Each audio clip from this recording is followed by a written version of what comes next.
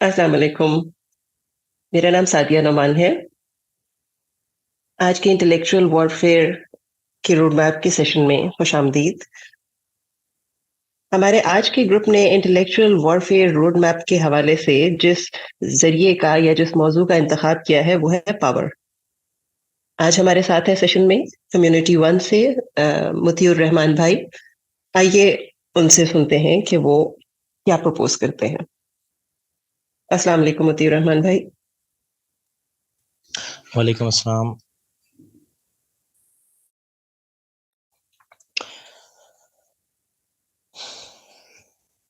मैं आपके साथ अभी स्लाइड शेयर करता हूँ।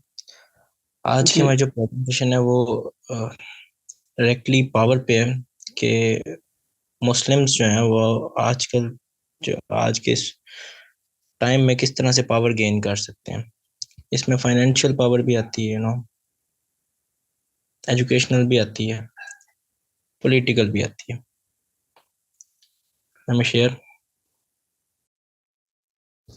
जी, होप सबको स्लाइड नज़र आ रही होगी। तो अगर आपने जी, तो शेयर विजिबल है। करना।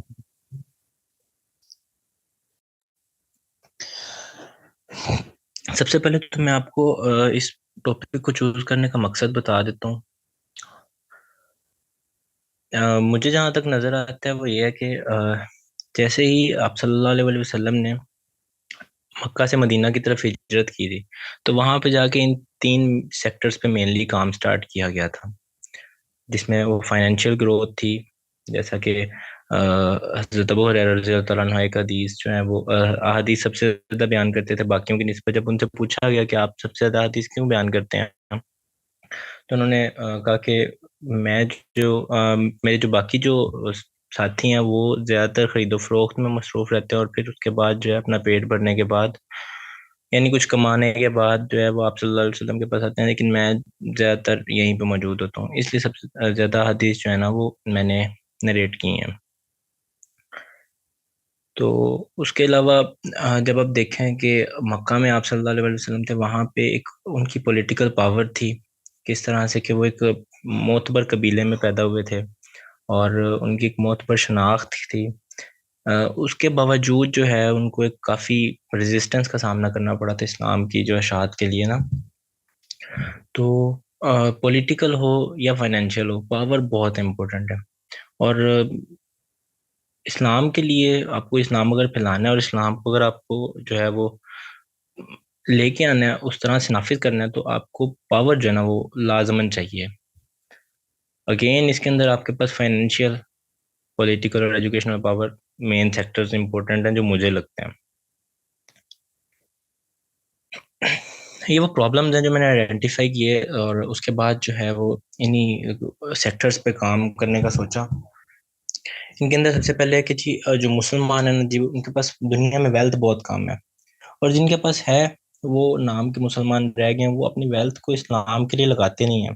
जिस तरह हज़रत अबू बकर सिद्दीक अपने घर का सारा सामान ला के रख देते थे, हज़रत उमर फारूक अपने घर का आधा सामान ला के सामने रख देते थे, हज़रत उस्मान अपना एक अच्छा खासा जो है वो रेवेन्यू देते थे जंगों में जब जरूरत पड़ती थी उनको।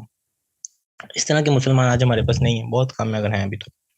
और जहाँ पे काम हो रहा है वो ऐसी जगह नहीं है जिससे इस्लाम नाफिज किया जा सके।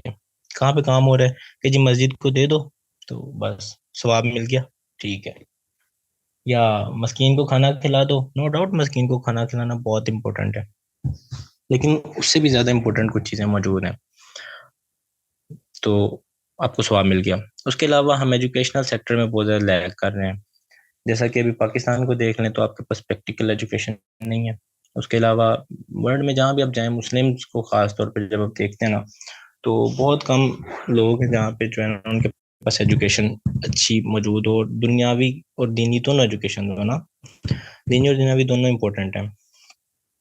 उसके अलावा पॉलिटिकली जो है हम बहुत ज़्यादा वीक हैं, और हमारी एक एक्सट्रीम इमेज है दुनिया के सामने। फिर जो मुसलमान है, दाढ़ी होगी, आंखों में सुरमा होगा और सर पे सकाफ होगा, वो वाला जो एक खास मंसूब किया जाता है मुसलमानों की तरफ। और ये जनाब एक्सट्रीम किस्म के मुल्ला लोग हैं और इन्होंने किसी की नहीं सुननी। ये पॉलिटिकल वीकनेस हमारी बहुत बड़ी।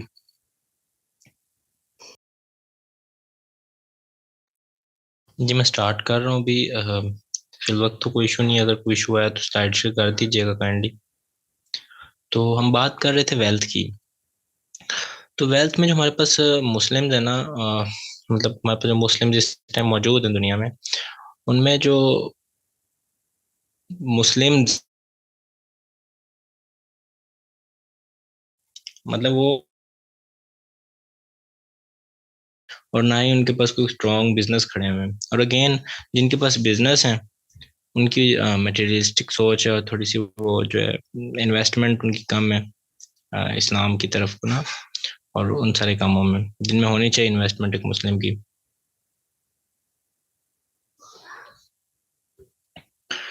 और जो वेल्थ है वो इक्वली डिस्ट्रीब्यूटेड भी नहीं है, कि मुसलमानों में इशू है। और जो वो ज़कात दे रहे हैं उसका कोई खास निज़ाम नहीं है, जिसकी वजह से वो वेल्थ की डिस्ट्रीब्यूशन ख़राब है। और एजुकेशन में भी इसी तरह आपके पास जो है वो इस्लाम के फंडामेंटल्स जो हैं गायब हैं एक मुसलमान की ज़िंदगी से ना। और मुसलमान की ज़िंदगी में रब का मीनिंग इंक्लूड ही नहीं है कि रब होता क्या है। और रिलीजियस सेक्टर जो हमारे पास मौजूद है उसके वो, आप उससे साइंटिफिक क्वेश्चन नहीं कर सकते। अगर आप उससे साइंटिफिक क्वेश्चन कर रहे हैं तो वो आपको जनाब उसका एक जवाब देगा, उसके ऊपर फतवा लगा देगा। और एक, आप लोग सब जानते हैं कि किस तरह से एक रिलीजियस सेक्टर हमारा पीछे जा रहा है। सिलसिले में काफी काम हो रहा है इस पे, नो डाउट, लेकिन एक अच्छा खासा गैप है इसके अंदर ना। और पर्सनैलिटी डेवलपमेंट, खास तौर पे जो हमारा रिलीजियस सेक्टर है उसके अंदर पर्सनैलिटी डेवलपमेंट नहीं है। स्कूलिंग की तरफ आए तो स्कूल के अंदर एक नाम नहाद पर्सनैलिटी डेवलपमेंट है, जिसके अंदर वही एक आगे चल रहा है और सारे उसके पीछे पीछे जनाब एक ही साइड में चल रहे हैं।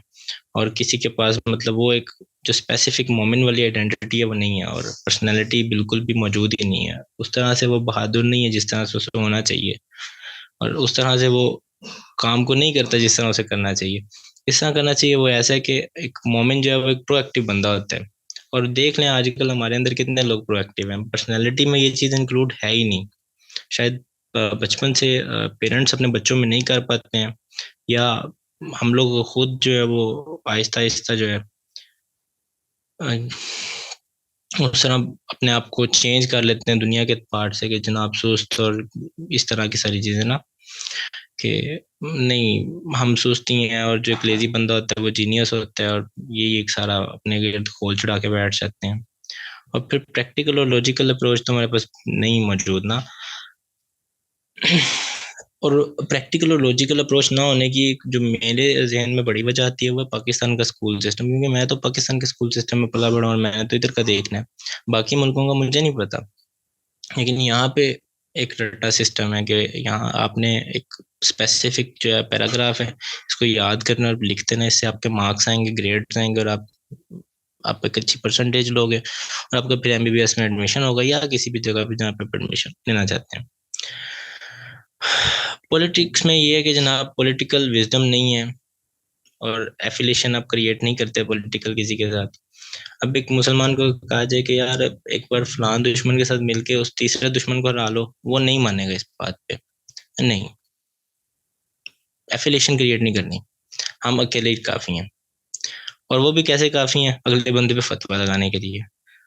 यहाँ पे दो हमारे जो हैं अलग अलग स्कूल ऑफ थॉट आपस में बैठने के लिए राजी नहीं है, ना उनके बड़े ना उनके छोटे, और ना उनमें इतनी एक्सेप्टेंस है कि वो एक दूसरे की बात सुने, और उसको जो है वो एक बार सिर्फ सुन लें।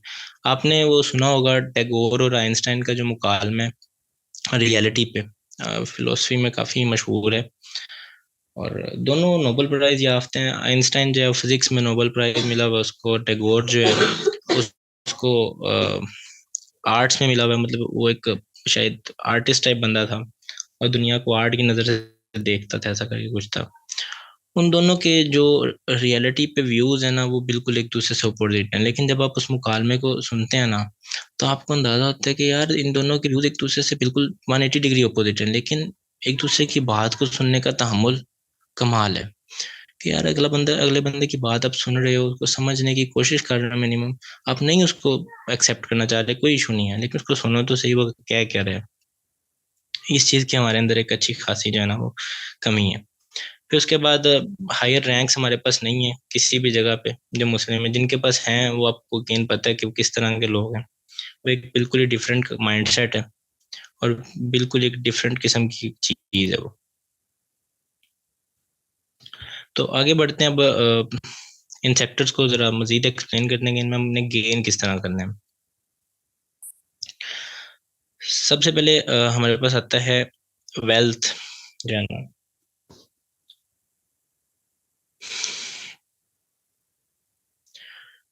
इसमें दो चीजें हैं।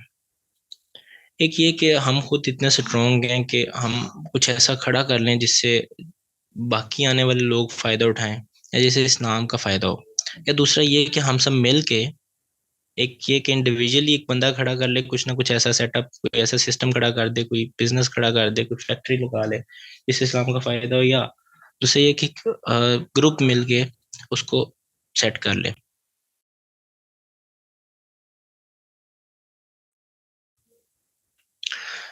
अब यहाँ पे हमारे पास चार मेन सेक्टर्स हैं जिनके अंदर हम काम कर सकते हैं। और ये है कि मैन्युफैक्चरिंग एक बिजनेस है। बिजनेस के अंदर मैंने जो कैटेगरी डाली है वो इम्पोर्ट एक्सपोर्ट है, होलसेल है, बिजनेस और B2B मॉडल और ई कॉमर्स वगैरह। पैकेजिंग आप कर सकते हैं। पैकेजिंग का क्या सीन है? पैकेजिंग के अंदर स्पेसिफिकली ये है कि कोई भी आप प्रोडक्ट उठाएं, सिर्फ उसे पैकेट करें, उसे ब्रांड दें और सेल आउट कर दें। और ऑनलाइन के अंदर ये है कि आप कोई भी अपनी जो स्किल्स हैं उनको आप बेच सकते हैं, किस तरह से स्किल्स के साथ आप सर्व करें लोगों को, और उसके साथ जो है वो गेन करें, और इतना गेन करें कि आप इस काबिल हो जाएं कि शाम की हेल्प कर सकें उस तरह से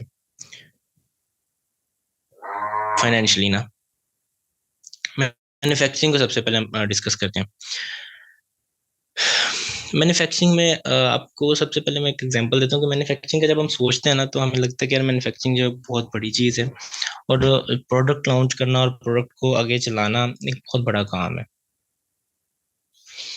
इसके ऊपर ना जी हम अगर सिर्फ हज़रत नूह अलैहिस्सलाम वाला वाक़या देख लेना कि किस तरह नूह अलैहिस्सलाम ने वो एक कश्ती बनाई अपने कुछ लोगों के साथ मिलके, और उस पर टाइम लगा, तो हमें क्लियर हो जाएगा कि मैन्युफैक्चरिंग कितनी आसान है।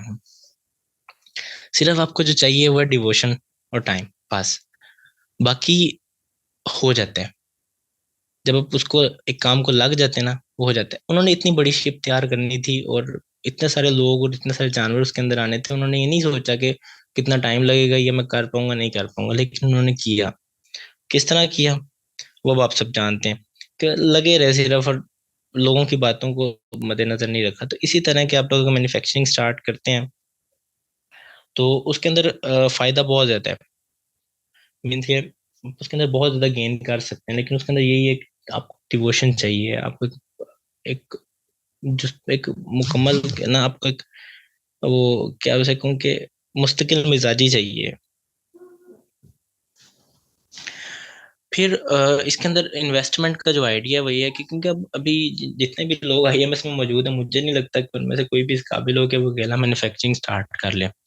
तो इसके अंदर एक आइडिया ये है कि एक तो सिंपली एक बंदा खुद अगर मैन्युफैक्चरिंग कर सकता है वो करे, लेकिन दूसरा जो आइडिया वो ये है कि ग्रुप फंडिंग की जाए। ग्रुप फंडिंग किस तरह से कि कुछ लोग मिल जाएं, वो एक बंदे को मैन्युफैक्चरिंग स्टार्ट करवाएं। तो मैं अभी आगे आपको स्लाइड में दिखाता हूँ इंशाल्लाह।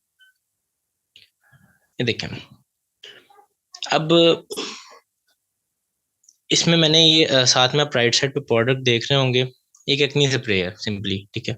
और मेरा असल में पंसार स्टोर है, तो मैंने वहां से एक हर्बल प्रोडक्ट सोची, हर्बल कॉस्मेटिक्स के रिलेटेड फार्मूला अपने लिए बनाया था, लेकिन वो फायदेमंद ना लगा कि मुझे लगा कि इसको लॉन्च कर देना चाहिए। और यही रोड मैप बनाते बनाते मैंने इस फार्मूले को जो है ना वो प्रोडक्ट की शक्ल दी।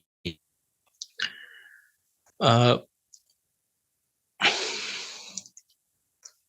इस फॉर्मूले में ये कि सिंपली एक एक्ने के लिए स्प्रे है, और इसको अपने स्प्रे मतलब फेस पे अपने अप्लाई कर देना है। और कॉस्मेटिक्स के अंदर, हर्बल के अंदर ये यूनिक एक प्रोडक्ट मतलब मैं लेके आया था, और मुझे वहां से अंदाजा हुआ कि ये जो चीज़ें ना आपके साथ जरूर शेयर करनी चाहिए। क्यों? यहाँ पे सिंपली आपको ज़रूरत है एक छोटी सी रिसर्च की, जिसके बाद आप अपना फार्मूला जो है वो तैयार कर सकते हैं किसी भी किस्म का, अगर आप कोई भी इस तरह की कॉस्मेटिक्स के अंदर आना चाह रहे हैं। उसके अलावा जो है मेरी एक आप अगर लाहौर या उसके गिरदोनवा में कहीं पे रहते हैं, वहाँ पे एक शाह आलम मार्केट, वहाँ पे पापड़ मंडी है।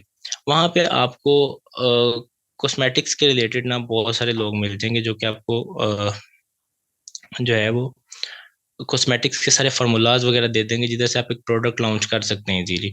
अभी मुझे ना आगे स्लाइड देख लेने दें, मुझे लग रहा है कि आगे वो स्लाइड मौजूद है जिसके अंदर ना ग्रुप फंडिंग का जो आइडिया है वो मौजूद है।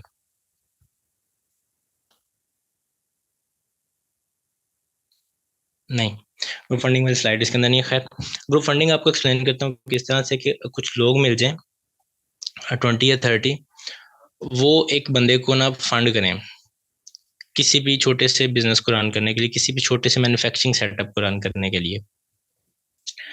अब वो जो 20-30 लोग होंगे वो अपनी कुछ ना कुछ पार्टिसिपेशन करेंगे। अब इसके अंदर दो तरीके हैं। एक, या तो वो उसे कर्जे सना के तौर पर माफ कर दें, या दूसरा ये कि उसे कहें कि आप जो है वो जब प्रोडक्ट बना लेंगे तो अपनी प्रोडक्ट हमें जितने हमारे पैसे बने उसके मुतबादिल प्रोडक्ट भेज देना, या पैसे वापस कर देना जैसे भी उनको बेहतर लगे। जिस तरह वो उसको लेके चल सके ना आगे। अगर वो माफ कर सकते हैं इससे बेहतर है कोई नहीं, क्योंकि एक बंदे ने काम स्टार्ट किया और आपने हेल्प करनी है उसकी। इट सेम लाइक जैसे अंसार ने जो है वो महाजरीन की हेल्प की थी छोटे छोटे तजारतों को शुरू कराने के लिए ना। उन्होंने कहा था कि आप सिर्फ हमें इतना पैसा दे दें कि हम जो है वो तजारत शुरू कर सकें। और कुछ तो ऐसे थे जो सिर्फ बाजार का रास्ता पूछ रहे थे। अब मैन्युफैक्चरिंग के अंदर आप हर्बल कॉस्मेटिक्स तैयार कर सकते हैं जो कि सबसे ईजी हैं। इजी इजी जो चीज़ें हैं ना, हर्बल फूड्स तैयार कर सकते हैं, कोल्ड प्रेस ऑयल्स और एसेंशियल ऑयल्स तैयार कर सकते हैं। जो आपके होते हैं ना टेबल पे मौजूद चीज़ें लाइक मसाले वगैरह और स्पाइसेस वगैरह, इस तरह की चीज़ें तैयार कर सकते हैं। केचप तैयार कर सकते हैं। ये सबसे इजी इजी चीज़ें जो आप लोग ना इजीली इजीली जो आप एक टाइम में तैयार कर सकते हैं एक बंदा ना। और उसको ज़्यादा खपने खपाने की जरूरत नहीं पड़ेगी, उसको फार्मूला ढूंढने की जरूरत नहीं पड़ेगी। उसके अलावा रेडीमेड फूड आइटम जो हैं, जैसा कि इसके अंदर टॉफीज वगैरह आ जाती हैं, इसके अंदर बिस्किट्स वगैरह आ जाते हैं। अब हैंडमेड बिस्किट्स की बहुत ज़्यादा डिमांड है, इस तरह की चीज़ें। उसके अलावा जो है स्पाइसेस पाउडर, मसालों का एक अच्छी खासी नीश है मसालों की ना। अगर आप लोग क्या करना चाहें, किस तरह से गरम मसाला हो, उसके अंदर चाट मसाला हो, उसके अंदर आपको मतलब मुख्तलिफ एक जो किचन की पूरी डिटेल है। क्लोथिंग्स हैं। अब क्लोथिंग्स के अंदर तो इस तरह से है कि आप फैसलाबाद चले जाए ना सिंपली, वहाँ पे तो उसे तो पाकिस्तान का मैनचेस्टर कहा जाता है। आप फैसलाबाद जाएं, वहाँ पे आपको ऐसी फैक्ट्रीज मिल जाएंगी जिनको आपने सिर्फ और सिर्फ ऑर्डर देना कि यार ये 1000 मेरी शर्ट्स हैं, टी शर्ट्स हैं फॉर एग्जाम्पल, इनको मेरा प्राइवेट लेबल कर दो और इसके ऊपर ये फलां फलां डिज़ाइन छाप दो। वो आपके नाम की शर्ट्स आपको तैयार करके दे देंगे। ये छोटे मैन्युफैक्चरिंग आइडियाज हैं। इसके अलावा क्लोथिंग के अंदर जो है वो आप मुख्तलिफ ब्रांड स्टार्ट कर सकते हैं, जैसा कि जिसके अंदर ऐसा भी आप कर सकते हैं कि कुछ दर्जी आपके पास कांटेक्ट में हों कि फॉर एग्जांपल दर्जी बैठे काम कर रहे हैं, आप उनके साथ जाके रब्ता करें कि यार मैं काम शुरू करना चाहता हूँ और तो मैं आपसे ना सिलाई करवाऊंगा कपड़े वगैरह ना। तो ऑन द अदर हैंड आप ऑर्डर्स लें, ऑनलाइन ऑर्डर्स लें, तो आपका एक ब्रांड बन सकता है इस तरह से कि आप उनके पास लाके सिलाई करवाएं और फिर उधर से ऑर्डर लें। मतलब आप दरमियान में एक मीडिएटर के तौर पे काम कर रहे होंगे। इस तरह लेदर की प्रोडक्ट्स बहुत ज़्यादा डिमांड है पाकिस्तान में, तो खास तौर पे लेदर जो है वो अ, बहुत सस्ता है ना बाकी जगहों की निस्बत। तो आप इसको यहाँ पे मैन्युफैक्चरिंग इसकी कोई ना कोई प्रोडक्ट बना के लेदर की आप आउट ऑफ द कंट्री जो है वो सेल कर सकते हैं, किसी भी तरह उसको एक्सपोर्ट कर सकते हैं। लाइक अभी रिसेंटली मैं एक वीडियो देख रहा था ई कॉमर्स वाले की। तो वो बंदा कह रहा था कि मैंने सिर्फ और सिर्फ ना लेदर उठाया और उसकी प्रोफेशनल से उसकी ना उसके एप्पल्स बनवाए मैकेनिक्स के लिए, बुचर्स के लिए। तो उसको बाद में अपनी वेबसाइट पे लगा दिया और बहुत ज़्यादा ऑर्डर है, और इतने ज़्यादा ऑर्डर थे कि वो मैनेज करना मुश्किल हो रहा था। और जो अ, खास तौर पे मैकेनिक्स और बुचर्स वगैरह के लिए एप्पल्स मौजूद नहीं थे।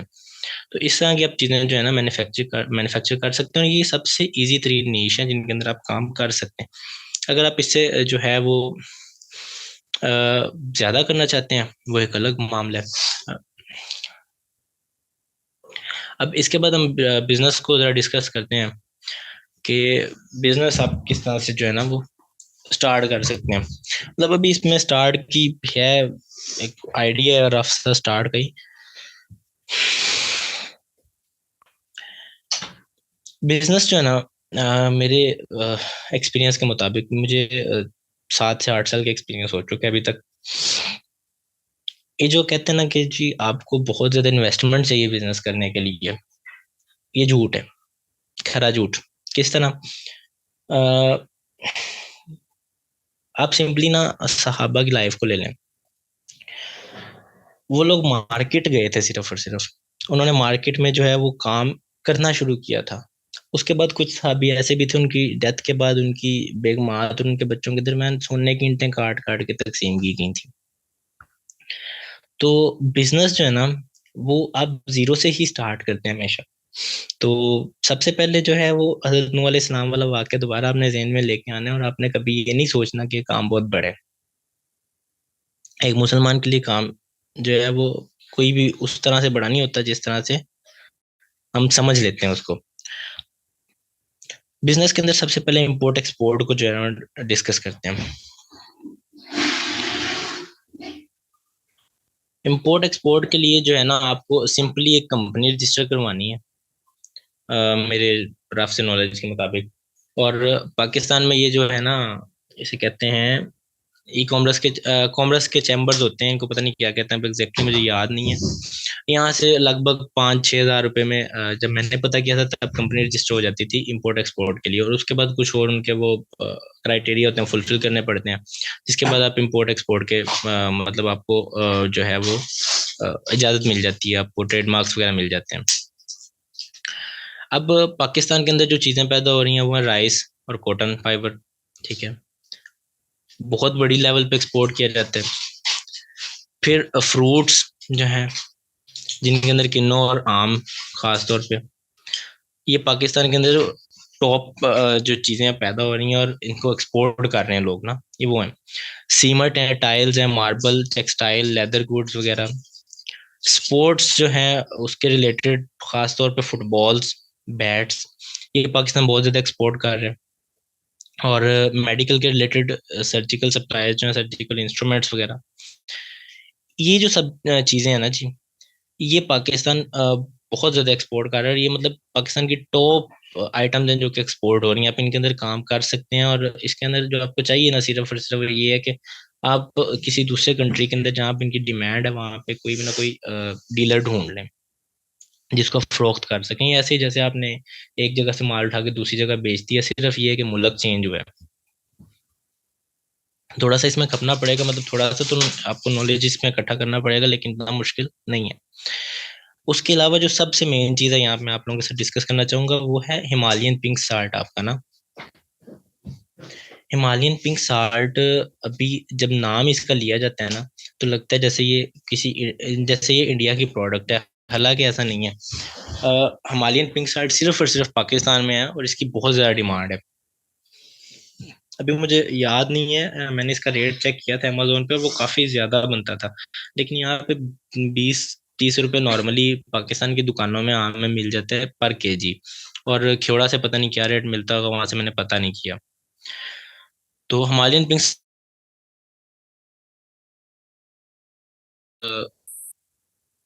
ये एक बड़ी ही हॉट प्रोडक्ट के तौर पे काम कर सकता है अगर आप एक्सपोर्ट करना चाह रहे हैं। उसके बाद आ जाता है होलसेल। तो होलसेल जो है ना जी, ये बड़ा मजे का काम है। इसके अंदर जो मेन चीज़ है वो ये है कि आपको सिर्फ ये देखना है कि माल मिलता कहाँ से है और माल बिकना कहाँ पे है। ठीक है, अब वो कैसे पता चलेगा? आप अपने इलाके में देखें डिमांड किस चीज़ की है। ठीक है, और अपने कौन सी चीज़ है जो सस्ती मिल रही है और आपके इलाके में वो नहीं है, तो सिंपली आप होलसेल कर सकते हैं। ये एक सिंपल सी चीज़ है। अब जो लोग पाकिस्तान में यहाँ पे लाहौर और उसके गिरदोनवा में रहते हैं उनके लिए बहुत ज़्यादा एक जो है ना, उसे क्या कहेंगे, गोल्डन चांस है शाह आलम मार्केट लाहौर वाला ना। तो शाह आलम मार्केट जो है वो पाकिस्तान की जो है बड़ी होलसेल मार्केट्स में से एक है। इसके अंदर आपको electronics, phone accessory, personal care, perfume, home decors वगैरह इजीली मिल जाते हैं, और बहुत ही कम कीमत में मिल जाते हैं। इनको आप यहाँ से खरीद के अपने इलाके में जो है वो होलसेल के तौर पे बेच सकते हैं। मतलब अपने आसपास, मतलब अपनी दुकानों, अपने इलाके की दुकानों में बेच सकते हैं, या वहां पे अपनी दुकान में जो है वो आप इन चीज़ों को सेल कर सकते हैं। उसके अलावा आप इसे ऑनलाइन की तरफ लेके जा सकते हैं, ई कॉमर्स की तरफ। कैसे? कि आप वहां से उठाएं माल और सिंपली दराज पे जो है वो उन चीज़ों को लिस्ट कर दें, तो वहां से आप जनरेट करना शुरू कर सकते हैं। ये सारी चीज़ें कि मतलब आप इजीली कर सकते हैं। इसके अंदर जो है वो हायर लेवल अचीव करना, उसके लिए आपको कुछ ना कुछ मेहनत दरकार होगी, और लाजमन दरकार होगी, क्योंकि कोई भी चीज़ जो बिला वजह तो नहीं मिल जाती। बाकी अगली स्लाइड में होलसेल में जो है ना,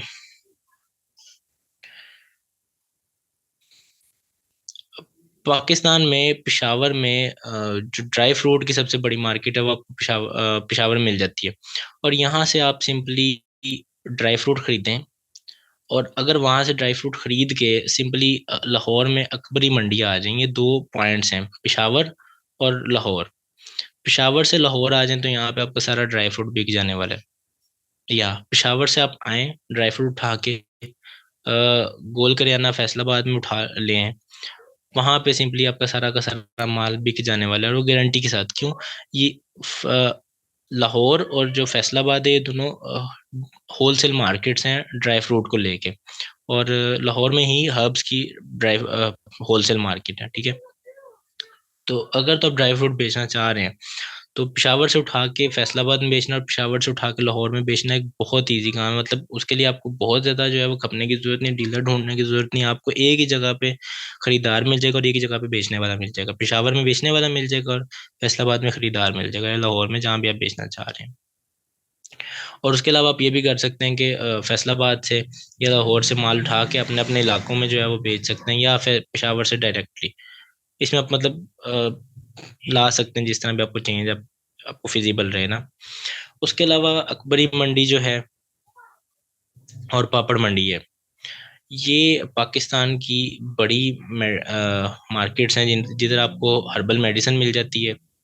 और उसके अलावा पापड़ मंडी है जिधर आपको केमिकल्स मिल जाते हैं, फार्मूलाज मिल जाते हैं, पैकेजिंग का सारा सेटअप मिल जाता है आपको। डब्बी से लेके बोतल तक, और बोतल से लेकर ड्रॉपर तक, हर चीज़ वहां से मिल जाती है। मतलब सिर्फ और सिर्फ एक ज़रूरत है विजिट करने की, अगर आप लोग विजिट कर लें। फिर उसके अलावा कराची की बटन मार्केट है। वहाँ पे आपको ये कपड़ों के डिजाइनिंग वगैरह के रिलेटेड काफ़ी जो है वो होलसेल में बल्क में चीज़ें मिल सकती हैं। उसके अलावा उकाड़ा है, यहाँ से आपको एग्रीकल्चरल मशीनरी मिल सकती है, और स्विंग मशीन, खासतौर पर सिलाई मशीन होती है ना, यहाँ पे उकाड़ा में बनती हैं। तो आप लोग इजीली यहाँ से उठा के अपनी प्राइवेट लेबलिंग भी करा सकते हैं, और उसको जो है वैसे भी बनी बनाई उठा के आगे बेच सकते हैं मुख्तलिफ शहरों में, या मुख्तलिफ जो है वो अपने इलाकों में, जहाँ भी आप लोग उसको बेचना चाहें। असल में यहाँ पे चैट में मैसेजेस बहुत ज़्यादा आ रहे हैं, उसकी वजह से मैं थोड़ा सा ना फोकस मेरा डिस्टर्ब हो रहा है। तो काइंडली भी मैसेजेस ना करें, तो उसके बाद हम थोड़ी देर बाद क्वेश्चन आंसर सेशन में बात करते हैं। उसके अलावा B2B मॉडल है। इसके अंदर आपको जो है वो कोई भी मैन्युफैक्चरर ढूंढना है, उससे चीज़ें उठानी है, और किसी दूसरे बिजनेस को, यानी जो होलसेल पे चीज़ें सेल कर रहा है, उस बंदे को बेचना है। कहने को थोड़ा सा ही आसान है, लेकिन करने में थोड़ा सा मुश्किल है, क्योंकि आपको इसके अंदर बल्क में चीज़ें उठानी पड़ती हैं।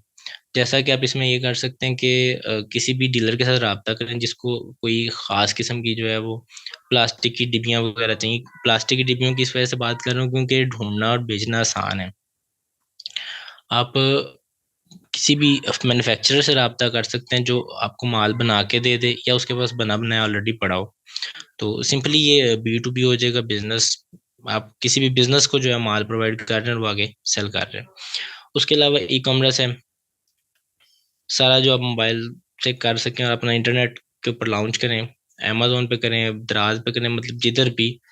लेकिन इसके अंदर मुझे खासा एक्सपीरियंस नहीं, इसलिए मैंने इसके अंदर डिटेल्स जो है वो शामिल नहीं की हुई हैं। अब ये देखें, ग्रुप फंडिंग वाली स्लाइड आगे मैंने ऐड की हुई थी, माजरत मैंने इसको एक्सप्लेन थोड़ा सा पहले कर दी, इसको दोबारा एक्सप्लेन कर देता हूँ। अब इसके अंदर जो मॉडल तैयार किया ना, वो ये कि फाइनेंशियल ग्रोथ के लिए हमें जो ग्रुप फंडिंग है उसको स्टार्ट किस तरह करना है। सबसे पहले फॉर एग्जांपल एक बंदा लगाना चाह रहा है मैन्युफैक्चरिंग यूनिट किसी भी किस्म का। एग्जांपल के तौर पे हम ले लेते हैं साबुन, ठीक है, सोप बनाना चाह रहा है। तो पहला मैन्युफैक्चरिंग यूनिट लगाने के लिए एक बंदे को 30 लोग जो है ना वो सपोर्ट करते हैं, ठीक है। और वो 30 लोग जो है उसे एक खास अमाउंट देते हैं जिसके साथ वो सेटअप लगा लेता है, और उसके ऊपर एक फाइनेंशियल कमेटी जो है ना, फाइनेंस कमेटी जो हमारी, वो नज़र रख रही होगी, क्योंकि ये इस प्लान के तहत जाएगा। जो भी बंदा इस प्लान के तहत निकलेगा वो फिर उसको कुछ ना कुछ चीज़ें तो फॉलो करनी होंगी।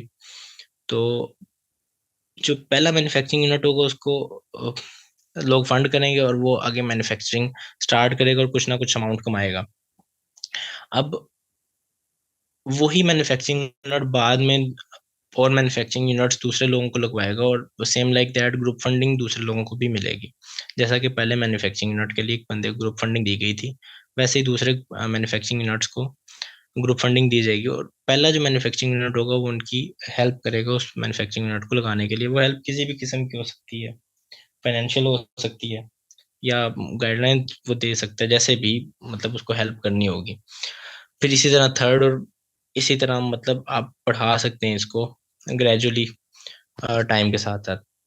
अब यहाँ पे एक फाइनेंस कमेटी होगी जो कि इन सब मैन्युफैक्चरिंग यूनिट्स को जो है इसके ऊपर मॉनिटर करेगी, और इनके ऊपर एक एक अमाउंट सेट की जाएगी कि इतना जो है ना अमाउंट आपको फाइनेंस कमेटी को देना होगा, ताकि वो इस्लाम के लिए जो है वो इस्लाम के नफाज के लिए कहीं भी उसको यूज़ कर सके। अब यहाँ पे जो यहाँ से जो अमाउंट आएगी ना, वो अमाउंट हमारी यूज़ होगी आगे हमारे एजुकेशनल सिस्टम के अंदर और हमारे जो पॉलिटिकल सिस्टम के अंदर, क्योंकि हमें उनको सपोर्ट करना है। असल में हमारा मकसद बिल्कुल कमाना नहीं है सारा, हमारा मकसद है इस्लाम का नफाज।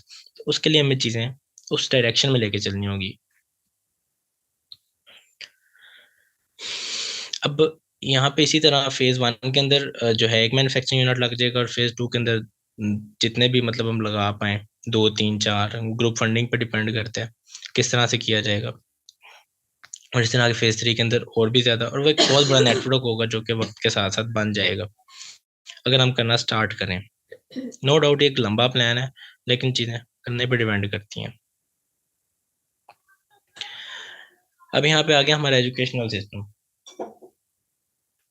एजुकेशनल सिस्टम के अंदर ना हमें एक ऐसा सिस्टम जनरेट करना है जो कि लोगों को ना सिर्फ तालीम दे, बल्कि उनकी जो सही वाली तरबियत वो भी साथ साथ करे। अब ये वाला जो सिस्टम है ना, एजुकेशनल सिस्टम, ये ख़ास तौर पे हमारा जो फाइनेंशियल सिस्टम से हमें अमाउंट आएगी, लोग वहाँ पे काम करेंगे, उधर से जो कुछ ना कुछ वो डोनेट करेंगे उससे ही चलेगा। और उसके अलावा ये एजुकेशनल सिस्टम खुद भी कमाने के काबिल होगा। किस तरह से, तो मैं आपके साथ शेयर करता हूँ। इस सिस्टम के अंदर ना दो कैटेगरीज हैं, ये जो ब्लू बॉक्स के अंदर आप देख रहे हैं, एक द एलीट स्टूडेंट्स और एक ऑनर स्टूडेंट्स। ये ऐसे स्कूल्स होंगे जिनके अंदर एडमिशन लेने के लिए आपको एक खास टेस्ट पास करना होगा। वो आईक्यू टेस्ट होगा, और आप स्पार्क वाले स्टूडेंट्स इसमें रखेंगे। अब जो है स्पार्क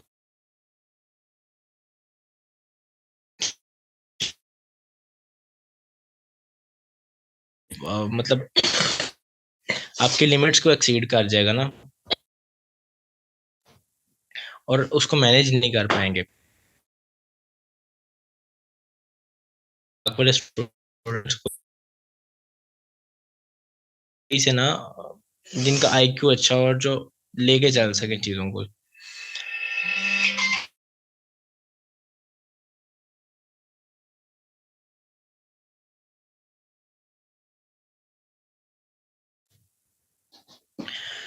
अब इसमें एलीट स्टूडेंट्स के लिए जो है वो हमें 50% सीट्स, और on the other hand honour students के लिए 50% सीट्स। अब एलीट स्टूडेंट्स के लिए जो 50% सीट्स हैं उसके अंदर एक रीजनेबल फीस होगी जो कि इस एजुकेशनल सिस्टम को चलाने के लिए कारगर साबित होगी। और ऑनर स्टूडेंट्स के लिए जो 50% सीट होंगी वो किस तरह से आएंगी? ऑनर स्टूडेंट्स के लिए जो 50% सीट्स होंगी वो यतीम खानों से बच्चे होंगे, और जो एवरेज और बिलो एवरेज स्कूल हैं जैसा कि हमारे गवर्नमेंट स्कूल हैं खासतौर पे जो बहुत ज़्यादा ग्रो नहीं किए हुए हैं, वहाँ से स्टूडेंट्स होंगे। और ये ऐसे स्टूडेंट्स होंगे सबके सब जिनके पास एक उनके आईक्यू होगा अच्छा, और वो मतलब सिस्टम की वजह से और कम रिसोर्सेज की वजह से दब रहे होंगे।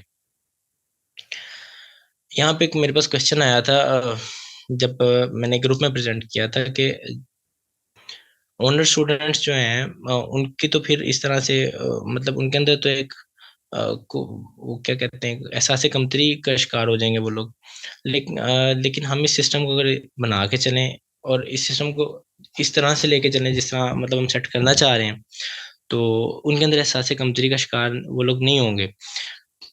वो इस तरह से क्योंकि हमने इस्लाम को उनके अंदर जो है ना तरवीज देनी इस्लाम की, और उनके अंदर इस्लाम को ऐसे बैठाना है जैसे उनकी एक डेवलपमेंट जो है ना इस्लामिक बेसिस पे हुई होगी। तो वो सब चीज़ें पीछे छोड़ के ये ऑनर स्टूडेंट्स भी और ये जो होंगे एलीट स्टूडेंट्स भी अपनी फैमिली समेत जो है वो एक इस्लामिक लाइफस्टाइल की तरफ जाएंगे। और इस एजुकेशनल सिस्टम का जो गोल होगा वो ये होगा कि बेस्ट क्वालिटी हम एजुकेशन प्रोवाइड करें जिसके अंदर इस्लामिक टीचिंग्स हों और जो दुनिया के साथ कम्पीट कर सके। और ये सिस्टम इतना अट्रैक्टिव होना चाहिए, इतना अट्रैक्टिव होना चाहिए कि हर बंदा चाहे कि यहाँ पे मुझे एडमिशन मिले। और ऐसा समझ लें कि आपके जो कंपटीटर है वो बीकन हाउस और आपके कंपटीटर सिटी स्कूल टाइप लोग जो स्कूल है ना वो है। सिलेबस जो है वो हमें इसके अंदर ऐसे सेट करना है कि वो ऑक्सफोर्ड और कैम्ब्रिज के सिलेबस का एक अक्स हो, मतलब उसको रिफ्लेक्ट करता हो। लेकिन और वो इसलिए कि हमारा जो सिलेबस है ना, हमारा जो स्कूल सिस्टम है वो कैमोफ्लेज हो जाए। और कैमोफ्लेज करने की जो मेन रीज़न है वो ये है कि जैसा कि पहले पॉलिटिकली वीकनेस आपको बताई थी कि एक्सट्रीमिज्म का जो टैग है ना वो बहुत ज़्यादा मुसलमानों के ऊपर। अब इन स्कूल्स के अंदर जो है वो स्टूडेंट्स का आईक्यू रेज़ किया जाएगा और उनको इस्लामिकली जो है वो ग्रो कराया जाएगा, पर्सनैलिटी डेवलपमेंट होगी, और जो है फिजिकल ट्रेनिंग जो करिकुलम का एक हम हिस्सा ज़रूर रखेंगे। फिजिकल ट्रेनिंग जो है वो एज अ सब्जेक्ट उसके अंदर शामिल होगा। इससे ये होगा कि हमें वक्त पड़ने पे जो ज़रूरत होगी लोगों की जो कि जिहाद कर सकें वो भी हमें यहाँ से मिल जाएंगे। और वो लोग जो कि इस्लाम को आगे हिरारकी में ऊपर लेके जाना जा सकें वो भी हमें यहाँ से मिल जाएंगे जब पर्सनालिटी डेवलपमेंट को हम करिकुलम में ऐड करेंगे। अब पॉलिटिक्स के अंदर वसल्लम ने किया एक अलग से दूसरा ये कि हम इसी सिस्टम में जिसमें है रह के इसको चेंज करें। अब रसूलुल्लाह सल्लल्लाहु अलैहि वसल्लम ने किस तरह किया कि उन्होंने माइग्रेशन की और फिर वहाँ पे जाके उन्होंने सिस्टम को एस्टेब्लिश किया, वहाँ पे चीज़ों को ग्रो कराया फाइनेंशियली, और उनकी एक जो उनके एक सफारती ताल्लुकात थे वो बेहतर किए। और फिर जो है वो उस एरिया को एक एक्सपेरिमेंटल साइट के तौर पे लेके चले कि जहाँ पे इस्लाम ने जो है वो तरवी इस्लाम ने अपना जोर पकड़ा। और फिर उसके बाद इसी तरह हम भी मतलब लेके चलें कि जैसे कायद आज़म ने पाकिस्तान तो ले लिया इस्लाम को इस्लाम के लिए एक एक्सपेरिमेंटल साइट के तौर पे, लेकिन उसके अंदर सिस्टम वो नहीं आ पाया ना। तो इसी तरह फिर एक अलग से जगह हो जहाँ पे इस्लाम को एक इस्लाम के लिए हम एक एक्सपेरिमेंटल साइट ने अलग से जहाँ पे लोग जो हैं वो इस्लाम को प्रैक्टिस करें एटसेट्रा। फिर जो है वो जो गिरदनवा के लोग हों वो या तो सिस्टम से इतना ज़्यादा अट्रैक्ट हों सिस्टम की तरफ कि यार ये लोग जो हैं बहुत अच्छा ग्रो कर रहे हैं तो हम इस सिस्टम में शामिल हो जाएं, इस जगह पे शामिल हो जाएं, या उनको जो है वो जहाद के ज़रिए कंकर किया जाए, ये चीज़। दूसरा जो तरीकाकार ये है कि हम जो है ना इसी सिस्टम को जो कि हमारा करंट सिस्टम है यानी पाकिस्तान का सिस्टम, इसी को जो है वो चेंज करें किस तरह से कि फाइनेंशियली जो है वो आप ग्रो कर दें। आपके एजुकेशनल सेटअप्स हों हर जगह पे, हर सिटी में पाकिस्तान में। फिर उसके बाद आप उसी इलाके में मतलब फॉर एग्जांपल एक बंदा एक जगह पे मैन्युफैक्चरिंग स्टार्ट कर रहा है, वही बंदा वहाँ पे एजुकेशनल सेटअप स्टार्ट कर रहा है, तो वहाँ पे वो पॉलिटिकल पावर गेन करना शुरू करे। अब मैं आपको अपने इलाके की मिसाल देता हूँ यहाँ पे हमारे इलाके में ना जो रिसेंट पीटीआई की हुकूमत है, उससे पहले जो नवाज शरीफ की हुकूमत थी, मतलब जो नून लीग की हुकूमत थी, उसमें नून लीग की तरफ से एक बहुत ही स्ट्रॉन्ग जो है वो कैंडिडेट था यावर जमाना। उसके मुकाबले में हमारे पास यहाँ पे खड़ा हुआ था रियाजुल हक जज, उस बंदे का नाम है। रियाजुल हक के उकाड़ा के अंदर ना मैन्युफैक्चरिंग यूनिट्स हैं। ये आप लोग नेमत घी खाते होंगे ना, ये वाला, ये रियाजुल हक का यूनिट है। ठीक है। तो उस बंदे ने ये किया कि ओपनली इलेक्शन लड़ा, मतलब आज़ाद उम्मीदवार के तौर पर, इंडिपेंडेंट। और फिर वो इलेक्शन नून लीग के बहुत स्ट्रॉन्ग कैंडिडेट से बहुत बड़ी लीड से जीत गया। और उसके जीतने की मेन रीज़न ये थी कि उसने अपना मैन्युफैक्चरिंग यूनिट लगाया हुआ है, साथ में उसके साथ पास हॉस्पिटल्स हैं जहाँ पे लोग जाते हैं। तो जो लोग नहीं अफोर्ड कर सकते उनका फ्री में इलाज कर दिया जाता है। लोग इस चीज़ को बड़ा लेते हैं ना, एक बड़ी बात समझते हैं कि यार हमारा जो है वो काम हो गया फ्री में, ईटीसी। और फिर उसके बाद जो है इसी तरह उसने भी कुछ ना कुछ स्कूल्स वगैरह के अंदर पार्टिसिपेशंस की हुई हैं, जहाँ पे वो जिन लोगों के पास रिसोर्सेज नहीं है उनको वो सपोर्ट करते हैं। तो उसकी एक पॉलिटिकल जो आइडेंटिफिकेशन बन गई हमारे इलाके के अंदर। तो इस वजह से वो एक उकाड़ा को ना नून लीग का हल्का समझा जाता है, नून लीग का गढ़ समझा जाता है। यहाँ पे उकाड़ा में एक नून लीग के बहुत स्ट्रॉन्ग कैंडिडेट को उस बंदे ने, मतलब इलेक्शन इंडिपेंडेंट खड़े होकर भारी लीड से हरा दिया। और उसकी सिर्फ और सिर्फ वजह ये थी कि उसने अपने इलाके में पॉलिटिकल आइडेंटिफिकेशन जो है वो गेन कर ली थी। और उसने उन लोगों के ना दिल जीते हुए थे उस बंदे ने। फिर उसके बाद जो है हम भी इसी तरह करें कि अपने अपने इलाकों में पॉलिटिकल जो आइडेंटिफिकेशन गेन करें। उसमें फाइनेंशियली, और जब आप तालीमी हिसाब से जब आप स्ट्रॉन्ग होंगे तो आप आइडेंटिफिकेशन गेन करने में आपको ज़्यादा प्रॉब्लम नहीं आएगा। फिर आप जो पार्लियामेंट्स तक पहुँचे, और पार्लियामेंट्स में पहुँच के वहाँ पे रेजोल्यूशंस पास कराएं, और इसी तरह अपना जो है वो पार्लियामेंट्स में पहुँच के उन शिकों को कानून से निकालें जो आपके लिए प्रॉब्लम कर रहे हैं, उन शिकों को ऐड करें जो आपको चाहिए। इसके बाद जो आपके एजुकेशनल सिस्टम से लोग निकलेंगे वो आपकी गवर्नमेंट सेक्टर में, जिन्होंने इस्लाम के नहज पे परवरिश पाई होगी, गवर्नमेंट सेक्टर में, ब्यूरोक्रेसी में, आर्मी में, जुडिशरी में, पुलिस में, एमओडी में, ईटीसी, जहाँ भी गवर्नमेंट सेक्टर है वहाँ पे हायरार्की में ऊपर जाना शुरू होंगे, क्योंकि वो लोग बहुत ज़्यादा कम्पिटिटिव होंगे। अगर हम उस सिस्टम के हिसाब से चलें तो उनको ऊपर जाने में प्रॉब्लम नहीं आएगा। जब प्रॉब्लम नहीं आएगा तो वो हायर रैंक्स में पहुंच जाएंगे, और फिर वहां पे उनका एक मकसद होगा कि वो वहां पे इस्लाम को सर्व करें। वो फिर जरूरी नहीं है कि वो आईएमएस में रह के करें, आईएमएस से बाहर रह के करें। फिर उनका एक ही मकसद होगा कि वो कर लें किसी ना किसी तरह सर्व, क्योंकि उनको फिर अपनी आखिरत नजर आएगी ना। तो इस पॉलिटिकल सेटअप का जो हमारा मेन गोल होगा वो है कि सराउंडिंग्स को चेंज करना है।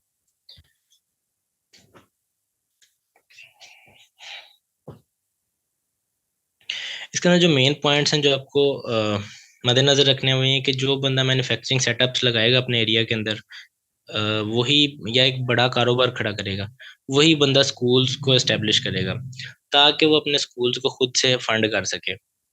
और जो है वो सारे स्कूल जो हैं वो मॉनिटरिंग टीम से मॉनिटर किए जाएंगे, और जो सिलेबस है वो सब स्कूल में सेम होगा और कम्पिटिटिव होगा।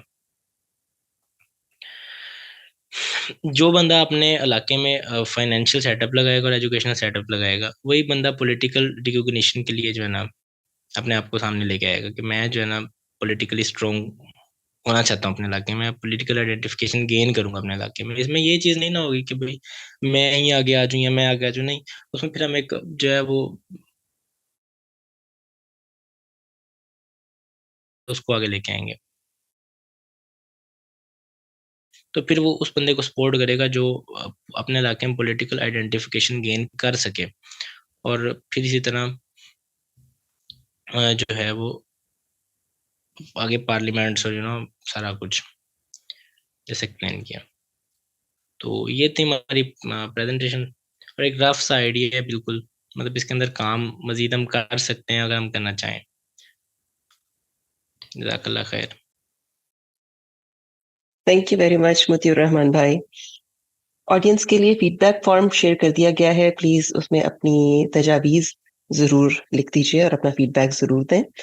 आपके जो सवालात हैं उसके लिए आप हैंड रेस करके शामिल हो सकते हैं।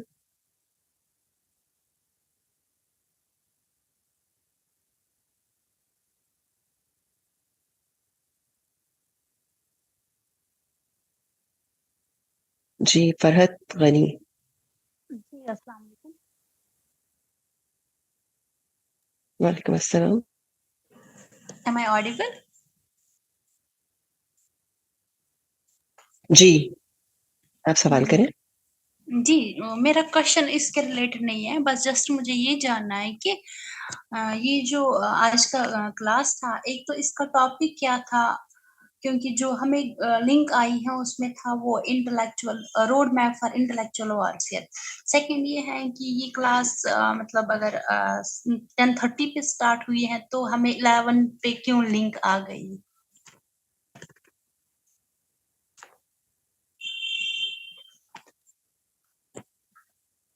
जी, सेशन तो 10 बजे शुरू हुआ था और 10 तो बजे से पहले लिंक शेयर हो चुका था। जी 10 बजे है तो लेकिन 10 बजे है पीके डेटा पीके टी टाइम, तो दैट मीन्स कि 10:30 पे ठीक है, स्टार्ट हो जाता है। ठीक है। जी जी। तो मैं आपका सवाल नहीं समझी कि आपको टाइम पे इसका लिंक मिला नहीं? आप ये कहना चाह रही नहीं, हैं? जी जी, एक तो टाइम पे नहीं मिला, एक तो टॉपिक वहां पे दूसरा अगर आप देख लेंगे वो जिसका ये लिंक के साथ आया है, एक तो टॉपिक दूसरा है, दूसरे टाइमिंग वहां पे दी है 10 बट पीकी पाकिस्तान टाइम। तो दैट जी, जी, मीन्स कि पाकिस्तान। वो जब हम फिर करते हैं यहाँ से इंडिया से तो वो दैट मीन्स कि वो 10:30 का हो जाता है। जी, जी, तो वही मैं कहना चाह रही हूँ कि मतलब एक तो टाइम पे लिंक नहीं आया, दूसरा वहाँ पे कुछ और टाइटल है, यहाँ पे कुछ और क्लास चल रही थी, तो समझ नहीं आया मुझे। अच्छा टाइम पे अच्छा इसको मैं चेक करवा लेती हूँ कि किसी ग्रुप में अगर लेट शेयर हुआ है तो वो हम देख लेते हैं इसको। जी, और जी। टाइटल ये इंटेलेक्चुअल वॉरफेयर के हवाले से ही था। जी। मोतियुर रहमान भाई, आप इस सवाल का जवाब देंगे? जी बहन, ये टाइटल था हमारा पावर पे कि इस इंटेलेक्चुअल वारफेयर में मुसलमान पावर किस तरह से गेन कर सकते हैं ना। अगर एक मुसलमान के पास पावर नहीं होगी तो वो किस तरह से अपने आप को इस पावरफुल दुनिया के अंदर सस्टेन करवा पाएगा, किस तरह सरवाइव करेगा, और कैसे एक मुस्लिम कम्युनिटी ओवरऑल जो है इस्लाम का नफूज कर सकेगी। इस्लाम तो फिर हम नाफिज नहीं कर सकते हमारे पास अगर पावर नहीं है। तो इस्लाम को नाफिज करने के लिए पावर एक मेन आइटम है। जैसा कि आप सल्लल्लाहु अलैहि वसल्लम ने मदीना में जाके पावर गेन की और एक आर्मी बनाई, इसने फिर मुख्तलिफ इलाकों को फतह किया। उस टाइम में तलवार पावर थी, तो आज पावर क्या है हमें उन चीज़ों को देखना होगा। ये एक्चुअली प्रेजेंटेशन पावर पे थी। तो वहां पे यही मेरा है कि वहां पे तो ये मेंशन होना चाहिए कि रोड मैप अगर फॉर इंटेलेक्चुअल वॉरफेयर है तो इसमें हमें क्या देखना है। एंड सेकंड थिंग कि जब पावर की बात हम कर रहे हैं तो इंटेलेक्चुअल वॉरफेयर के ही का ही एक कंपोनेंट समझ के हमें फिर इसको डिलीवर भी करना है, और लास्ट पे कंक्लूजन ये उसके साथ इंटरलिंक भी करना है कि सो दैट कि हमें समझ आ जाए कि what is the role of power in intellectual warfare and all that. Intellectual warfare में पावर का रोल तो बड़ा ही जो है वो क्लियर है कि जब तक आपके पास पावर नहीं है आप कुछ भी नहीं कर सकते।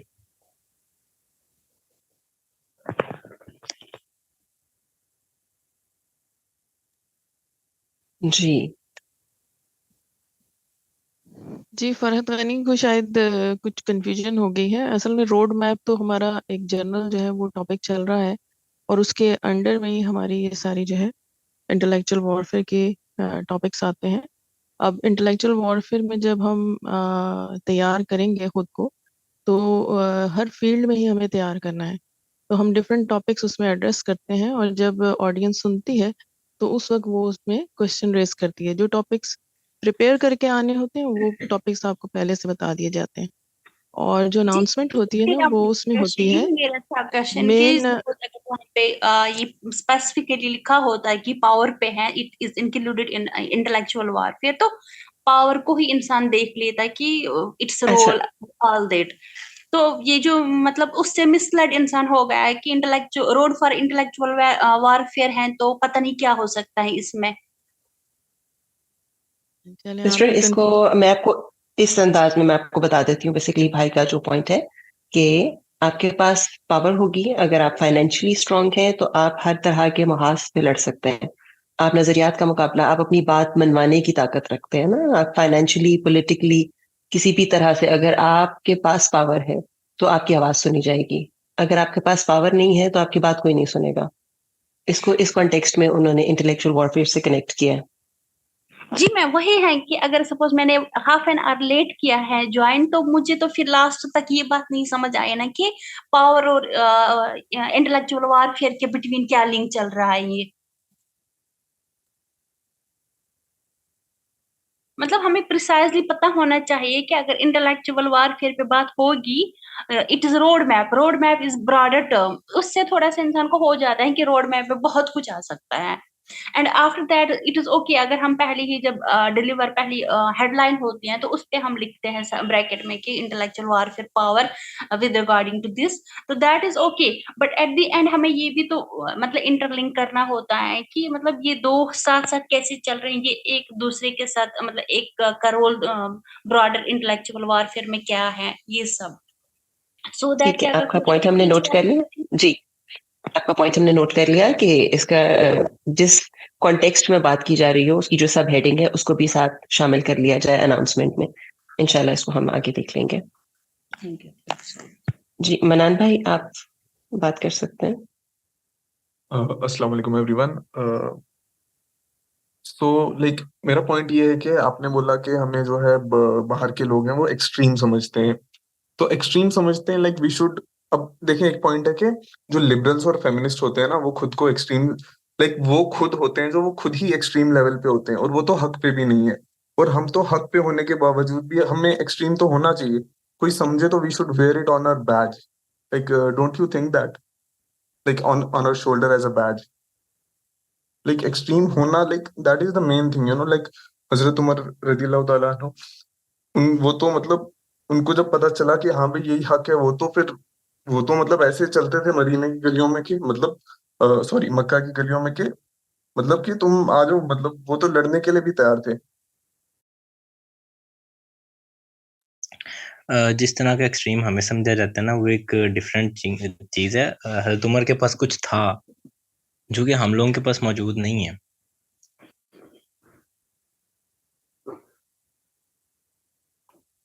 वो नॉलेज, या तो हम दुनिया को दिखाएं ना अपनी कॉम्पिटेंस, और उसके बाद फिर एक्सट्रीम हो, फिर हमारा बनता है।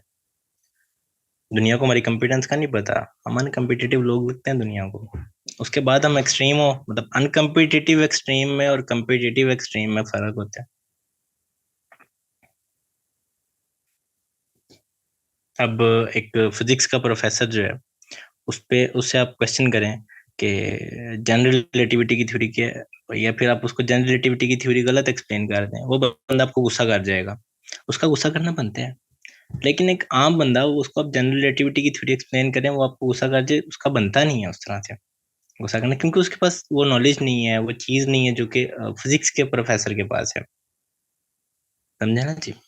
तो कम्पिटिटिव एक्सट्रीम में और अनकम्पिटिटिव एक्सट्रीम में बड़ा फर्क होता है। जब हम कम्पिटिटिव हो जाए फिर हमारा एक्सट्रीम होना बनता है, फिर आगे बनते हैं।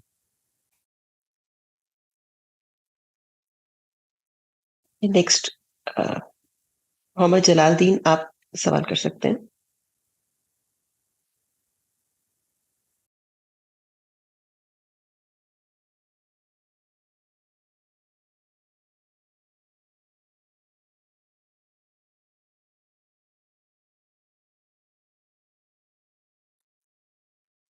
फीडबैक फॉर्म शेयर कर दिया गया है, प्लीज अपनी राय से आगाज जरूर कर दीजिएगा। मोहम्मद जलालदीन, आप अपना सवाल पूछ सकते हैं।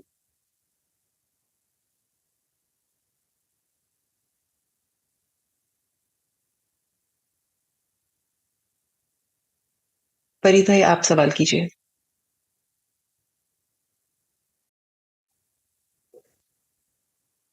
जी अस्सलाम वालेकुम।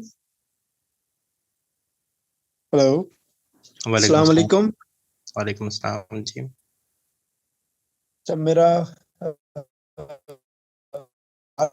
वाले से है, और वो क्यों है कि जब कभी भी हम इस तरह के इंटेलेक्चुअल वारफेयर में की बात करते हैं और उसके लिए कोई भी मीडियम चूज करते हैं, जैसे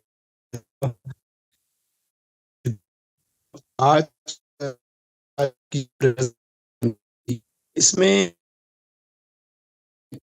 बड़ी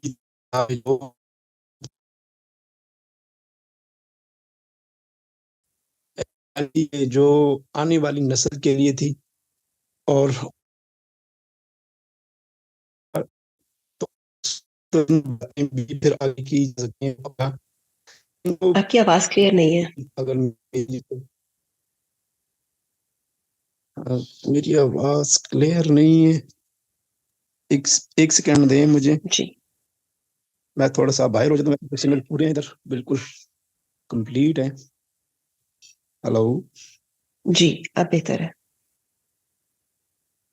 बेहतर, अच्छा। जी मैंने कहा, सवाल जो था मेरा वो आज की प्रेजेंटेशन के हवाले से था कि अगर ठीक है, अगर इसकी जो बाकी दोस्त में अगर कोई कमी बेशियां हैं इस प्रेजेंटेशन में या इसमें जितने भी बात की जा सकती है वो अपनी जगह पे, लेकिन ये प्रेजेंटेशन मेरे ख्याल से नेक्स्ट जनरेशन के लिए प्लान की गई है। तो जिसमें अगर हम जब कभी भी बात करते हैं इस तरह की तहरीक लेकर चलने वालों से, तो वो अगेन 30 ईयर्स को जनाब वो देख रहे होते हैं कि हम अगले 30 ईयर्स में जो है तो हमारी कौम वो अपने पाँव पे खड़ी होगी। अब एक सवाल तो ये बनता है कि जो आज के जो सूरत हाल साथ चल रही है उसको हमने कब फिर एड्रेस करना है। आज के जो लोग मसले मसाइल फेस कर रहे हैं वो कब हल होंगे। ये years तक जो मसले मसाइल हैं इनको चलने दें, और ये जो इसे जा रहे हैं वो जिस भी हवाले से हैं। अब इस्लाम के हवाले से अगर हम बात करते हैं तो हमें अगर बताया जा रहा है कि हम इंतहा पसंद हैं, तो वो ये उन्होंने अपना पूरा वर्क करके फंडामेंटलिज्म को इससे जोड़ दिया है। अब आप देख लें कि अगर कोई मुसलमान फंडामेंटल नहीं है तो वो तो इस्लाम के दायरे से ही बाहर हो जाता है, यानी उसका ईमान कमजोर रह जाता है। तो वो तो हमने होना है, उसकी तो हमने परवाह नहीं करनी, ठीक है। दूसरा रह गया इस तरह के प्रोजेक्ट्स जिसपे हम बात कर रहे के लिए होते हैं। तो फिर क्वेश्चन ये बनता है कि अब जो हम लोग हैं जिनकी एज 40 है, 45 है या अबव है या कुछ थोड़ी बहुत कम है, तो उनका रोल फिर इस तरह रहता है। तो ये कुछ चीजें हैं जो मेरे ख्याल से अगर हम आज के हवाले से वो जो हम फेस कर रहे हैं, और स्पेशली देखें अगर हम 30 साल के लिए प्लानिंग बना भी लें, तो वो 30 साल जब हम गुजारने के बाद तो वो हम फिर मजीद 30 साल आगे ही होंगे। बात समझने की कोशिश करें तो क्यों ना हम कोई ऐसी चीजें इन फोरम्स पे डिस्कस करें जिसमें लॉन्ग टर्म प्लानिंग डेफिनेटली हो, लेकिन उसमें ऐसी प्लानिंग्स भी हो कि वो उम्मत, वो लोग जो कि इस वक्त कुछ करने के, यानी हम अगर साहिल भाई को सुनते हैं, और मेरे ख्याल से IMS के जितने भी लोग हैं वो साहिल भाई को रेगुलरली सुनते होंगे, तो उसके बाद लड़ा दे मुझ किसी बला से मुझे, वो तो इस कंडीशन तक आ चुके हुए हैं। अब उन लोगों को क्या करना है इस तरह की फोरम्स में, यकीनन इन चीजों को बहुत ज्यादा एड्रेस करना चाहिए, और एक एक्टिव किस्म की कोई भी प्रेजेंटेशन जिसके बाद हम सिर्फ उसको प्रेजेंटेशन ना लें, हम कोई प्रैक्टिकल काम में भी आ सकें, कोई हमारा ऐसा लिंक बन सके, तो वो चीजें उसमें अगर हम ज्यादा डिस्कस करें, ज्यादा उसको लेकर आए, बहस करें उस पर, तो वो ज्यादा बेहतर रहेगी। शुक्रिया। जी, बहुत शुक्रिया। आप अपनी सजेशन प्लीज फीडबैक फॉर्म में दे दीजिए। मलिहा, आप सवाल कर सकती हैं।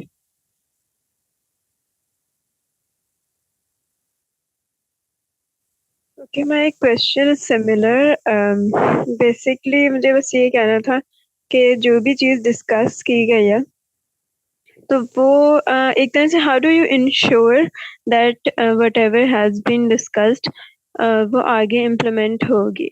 And you know like IMS के थ्रू मतलब being in IMS, how do you ensure that? Because I mean, whatever has been discussed is pretty much practical, but उसके जो है short term goals define अगर हो जाए, या फिर यू नो लाइक जैसे होता है कि आप आगे like joint whatever you are जैसे joint hands कर रहे हैं with any companies or anything, you know, stuff like that.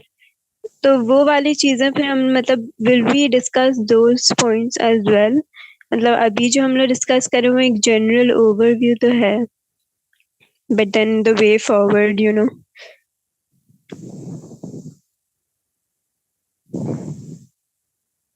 as in the action plan, basically what I want to say.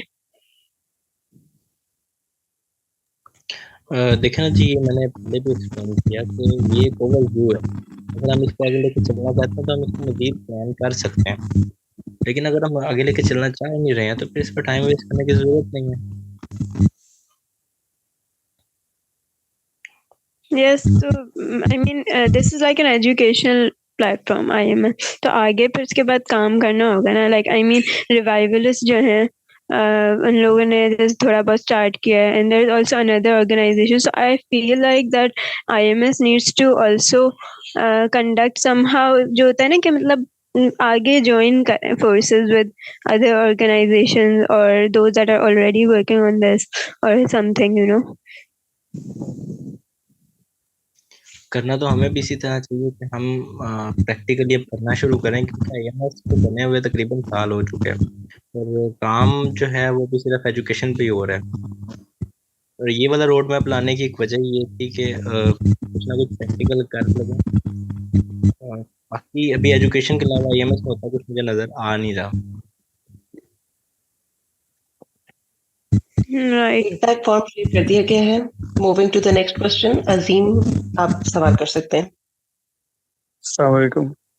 Well, I joined the meeting in the last 30 minutes, and then I heard one of our sister might have joined from India.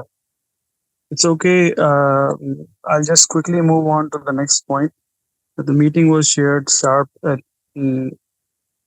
9 here, which is 10 p.m. in Pakistan. It's okay. मेरा पहला question ये है कि I really would like to see the whole video, and please guide me for the recording for the later. Secondly, what I got from the brother who was sharing this, we are so busy in our routine life. For a moment, I felt like थोड़ा slides वगैरह देखने के बाद मुझे लग रहा थोड़ा मुश्किल हो रही है, but I really picked it up so quickly when you gave an example of a political, for example, a representative from a specific area, like how did he do? So it really made sense to me. हम लोगों का political acumen इतना ज़्यादा अच्छा नहीं है practically. All we know is just the news. So I really got your example of how schooling system and education can help by making an industries as well. So you have your own arrangement of finances and then you run the system first. And yes, I really agree. This is the most important thing, that education is the first thing because we are not educated. I'll just add one last line. We need to unlearn a lot of garbage because we have learned a lot of things which are not learning. So we need to do a lot of unlearn and learn the things which is here. I was a little amazed. मैंने शायद ये session आज 3 महीने बाद join किया due to some work issues and all. I work abroad. I remember there was the last meeting of Sahil Bhai saying, I'm targeting 40,000 people. We have approx 30K. I see myself here with 53 people and I'm literally questioning myself how serious people are. So hats off to all of you. I really want to see the whole video and inshallah I'll submit the form. Thank you.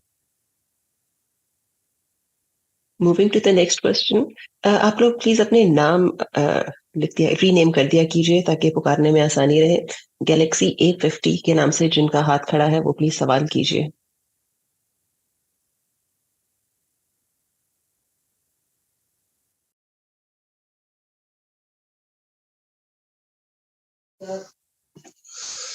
अस्सलाम वालेकुम, मेरा नाम मोहम्मद ज़ुज़ैफ़ है और मैं textile engineering का student हूँ। मेरा सवाल ये है कि हमें खिलाफत को नाफिज करना है और उसकी मतलब जो रूट मैप है वो मुझे बहुत पसंद आया और आज की मीटिंग के हवाले से भी जो है मुझे बहुत सारी चीज़ें समझ में आई। मैं पहले जो है वो इंडस्ट्री का तालिब इल्म था और तालिब इल्म और इंडस्ट्री में एम्प्लॉय था और अच्छी जगह पे था, मार्केटिंग डिपार्टमेंट में था। लेकिन फिर उसके बाद जो है मुझे मैंने ये सोचा कि जो है ना मुझे बिजनेस में स्ट्रांग होना है, क्योंकि अगर बंदा जब तक फाइनेंशियली स्ट्रांग नहीं होगा, वही आपकी वाली बात है कि बंदा जो है अपनी बात नहीं मनवा सकता। तो अब मैं बिजनेस में आया हूँ, जिस तरह वो इन्होंने एक मिसाल दी ई कॉमर्स वाली, तो मेरा ये सवाल है कि जो है कि आने वाले दिनों में क्या ई कॉमर्स के और भी सेशंस होंगे और इस हिसाब से जो है ना हमें आगाही दी जाएगी। जज़ाकल्लाहु खैर। नहीं, आने वाले दिनों में ई कॉमर्स के लिए आज से सेशन होते हैं या नहीं होते इसके बारे तो मुझे इल्म नहीं है, लेकिन ये एक रोड मैप मेरे ज़िम्मे था जो कि मैंने एक्सप्लेन किया यहाँ पे।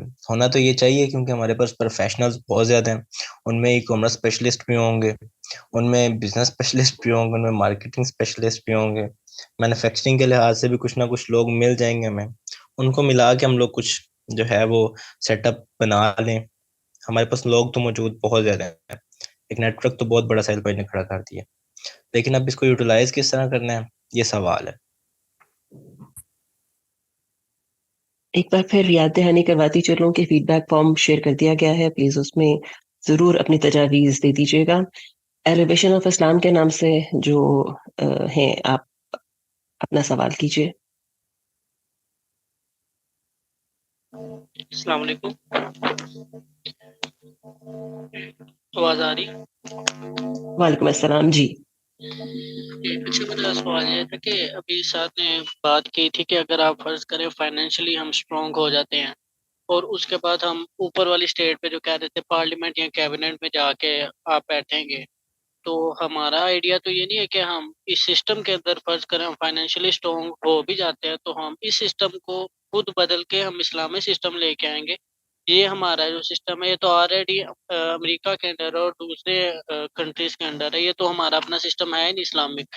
और फर्ज करें हम फाइनेंशियली स्ट्रांग हो भी जाते हैं और हम अपनी पूरी एक जो यूनाइटी होती है हम बना लेते हैं, हमारे पास लोग भी आ जाते हैं, हमारे पास स्टूडेंट्स इंजीनियर सब कुछ आ जाते हैं, लेकिन हमने इस सिस्टम के लिए नहीं, हमने अपना एक सिस्टम लॉन्च करना था कि हम अपने एक सिस्टम जो इस्लाम के ऊपर साला चले। क्योंकि अगर फर्ज करें हम पहुंच भी जाते हैं ऊपर वाली स्टेट पे पहुंच भी जाते हैं, लेकिन ऊपर जाके हम कहते हैं कि जी हमने इस्लाम के खिलाफ करना है ये, या हमने इस्लाम के लिए करना है, हमने अमेरिका के खिलाफ ये हमने कदम उठाना है, तो हमें तो वो कभी भी नहीं करने देगा। आपको पता है कि आज हम जो भी बोलते हैं इधर के हमने मुल्क के हक में या मुल्क के खिलाफ ये करना है कि मुल्क का ये रूल सही नहीं, उसको उठा के ले जाते हैं। तो आप समझते हैं कि हम इतनी मेहनत करने के बाद इस सिस्टम के अंदर ही जाके बैठेंगे? हमारा तो प्रोग्राम ये नहीं है कि हमारा तो एक इस्लाम को नाफिज करना अंदर और उसके बाद अपना एक इस्लामी सिस्टम कायम करना। ये तो हमारा ऐसे है कि जिस तरह पूरा एक कमरा बना हुआ है, सारी दीवारें टूटी हुई हैं और हम कह रहे हैं उसके अंदर ही सीमेंट पड़ी जाना है। ऐसे तो नहीं, ये पूरा एक दफा ढांचा गिरा के फिर उसके बाद खड़ा किया जाएगा।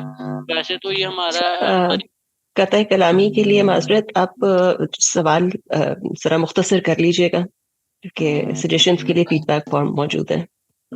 मेरा मतलब ये कि अगर फर्ज करें कि हम इतना कुछ करने के बाद हम इसी सिस्टम के अंदर दोबारा जाएंगे कि हम अपना न्यू सिस्टम जनरेट करेंगे। तो देखें, जब आप पार्लियामेंट में पहुंच गए ना तो अब शायद मतलब कुछ इधर मत अब आपको अलग सिस्टम बनाने के लिए अलग टेरिटरी की जरूरत नहीं है, आप इसी टेरिटरी के ऊपर सिस्टम नाफिज कर सकते हैं। ठीक है, तो आप सोच रहे हैं शायद कि अलग टेरिटरी, तो अलग टेरिटरी जरूरी नहीं है बिल्कुल भी ना। इसी सिस्टम के अंदर हायरार्की में ऊपर चले जाएं या ऐसा कुछ करें जिससे इसी मुल्क का जो सिस्टम चेंज हो जाए, मतलब यहीं पे खड़े खड़े इसी जगह पे इसी टेरिटरी में आप इस्लामिक सिस्टम को नाफिज कर दें। हम किस तरह से कर सकते हैं? अब सेनेटर मुश्ताक अहमद यूसुफी भी तो है ना, वो सेनेट के अंदर बैठा हुआ बंदा कुछ ना कुछ तो करता है ना, अकेला बंदा बैठा हुआ है कुछ ना कुछ तो कर रहा है। इस तरह से बहुत सारे लोग जब एक जगह पे मौजूद हो जाएंगे तो आप उसको चेंज करने में ईज फील करेंगे, आप उसको चेंज कर सकते हैं। पार्लियामेंट में जाकर रेजोल्यूशंस पास करना शुरू कर दें या आप पुराने आइन को खत्म कर दें, आप इस्लामिक आइन लें, जो भी करना चाहें। पहुंचे तो सही वहां तक, ऊपर ही नहीं जा रहे हम, रुके हुए हैं ना। मेरा मैं ऑलरेडी एक और जमात के साथ भी अटैच हूँ, शायद आपको पता हो, इदारा रहीमिया का लाहौर के अंदर जो है मेन, शायद आप जानते हो। उनके ऑलरेडी इधर हर जी आप जी जरा आप सजेशंस अपनी फीडबैक फॉर्म में दे दीजिएगा। हम इस वक्त और लोग भी मुंतजर हैं अपने बारी के, तो हम अगले सवाल की तरफ मूव करेंगे। मोहम्मद जलालदीन।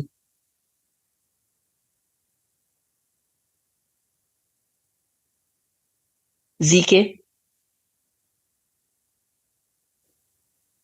अस्सलामु अलैकुम रहमतुल्लाहि वबरकातुहू। Am I audible? वालेकुम अस्सलाम जी। जी मैं इंडिया से हूँ और मेरा क्वेश्चन ये है कि मती भाई, can you explain the reason that the small scale industry and the manufacturing unit is not able to grow in Pakistan? Jazakallah. Can you kindly repeat your question?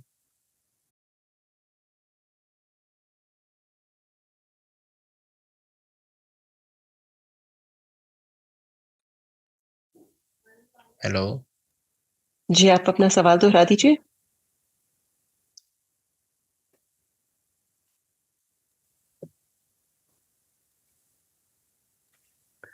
जी मैं म्यूट नहीं कर पा रहा था। आ रही है आवाज? ओके, जी अब आ रही है। जी पाकिस्तान में स्मॉल स्केल इंडस्ट्री और मैन्युफैक्चरिंग इंडस्ट्री को ग्रो करने के लिए क्या चैलेंजेस है, जरा आप इसके ऊपर रोशनी डाल सकते हैं? समझ गए मेरा सवाल? देखें जी, मैन्युफैक्चरिंग जब आप स्टार्ट करते हैं ना, तो आपको चैलेंजेस का तो सामना करना पड़ता है। अब वो भले पाकिस्तान हो या इंडिया हो, लेकिन उन चैलेंजेस को ओवरकम करना एक मेन चीज़ है। अब मैं उन चैलेंजेस को एज इट इज़ नहीं जानता, जो चैलेंजेस एक मैन्युफैक्चरर को फेस करना पड़ सकते हैं। हाँ, उनको अभी देख ज़रूर रहा हूँ, क्योंकि मैं खुद मैन्युफैक्चरिंग की तरफ आ रहा हूँ। अभी मेरे पास कोई बहुत ज़्यादा एक्सपीरियंस नहीं है मैन्युफैक्चरिंग का, तो मैं उन चैलेंजेस को नहीं बता सकता, लेकिन इस पे नॉलेज इकट्ठा किया जा सकता है, इस पे पढ़ा जा सकता है, इस पे स्टडी किया जा सकता है। लेकिन चैलेंजेस को हमें उसको उनके ऊपर काबू पा के और आगे बढ़ना जो है वो मेन चीज़ है। मेरे पास अभी चैलेंजेस के रिगार्डिंग कोई भी इंफॉर्मेशन नहीं है। I am sorry. जी हामिद रजा, नेक्स्ट सवाल आप कर सकते हैं। जी मैम, सिर्फ सवाल कर सकते हैं कि कुछ ऐड भी कर सकते हैं? अगर सजेशन है तो फीडबैक फॉर्म में लिख दीजिए, तो क्योंकि हमारे पास वक्त थोड़ा है। ओके।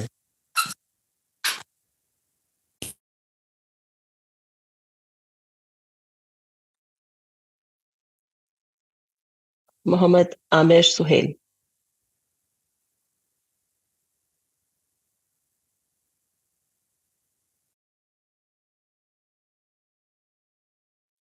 Hello hello. अस्सलाम वालेकुम। वालेकुम अस्सलाम। आवाज जी। मेरे पास एक्चुअली क्वेश्चन नहीं था, बट इस प्रेजेंटेशन के बाद कुछ लोगों ने जो क्यूरी रेज कर रहे थे, और आप अकाउंटिंग और अलग अलग डोमेन से लोगों के बारे में जान रहे थे, तो मैं भी मतलब मैं बस ऐड करना चाह रहा था कि मैं एक दो मेंबर्स के साथ मिलकर, मैं पर्सनली अपने बारे में, कि मैं एक्चुअली आईटी से हूँ, तो मैं उसी से रिलेटेड कुछ प्रेजेंटेशन रेडी कर रहा हूँ, और एक दो महीने में हम काफ़ी इंफॉर्मेशन गैदर करके और फिर एक रोड मैप बना के इंशाल्लाह प्रेजेंट करेंगे, और उससे जुड़े हुए जितने भी लोग हैं, आईटी से जुड़े हुए हमारे आईएमएस में, हम उनको अपने साथ लेके कुछ ना कुछ करने की कोशिश करेंगे इंशाल्लाह। तो this is only thing that I wanted to mention. जी बहुत शुक्रिया। हारून शाह।